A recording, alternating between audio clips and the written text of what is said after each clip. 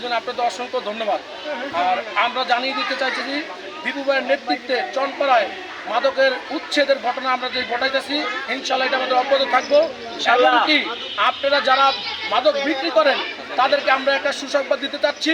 যারা মাদক বিক্রি করেন তাদেরকে আমরা কম্পিউটার এবং কি সুইং গার্মেন্টস লাইনের ট্রেনিং সেন্টার আমরা করব। আপনারা আমাদের সাথে যোগাযোগ করবেন। দীপু ভাইয়ের মাধ্যমে তার নেতৃত্ব এই কর্মস্থানটা তৈরি হবে।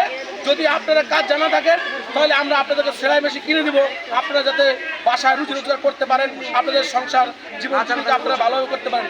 দীপু ভাইয়ের নেতৃত্বে আমরা প্রশিক্ষণ কেন্দ্র করব। এই কেন্দ্রের মাধ্যমে আপনাদের জীবন জীবিকা নির্ধারিত করবেন।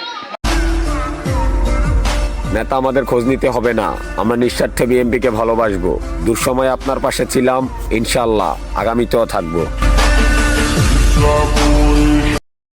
চাই যেন এই চনপাড়াতে মাদক না থাকে। মাদক না থাকলে আমাদের এলাকাটাও সুন্দর একটা সমাজ হবে। আর মাদক থাকলে দেখা গেছে আমাদের যে যুব সমাজগুলো আছে দিন দিন ধসে যাচ্ছে।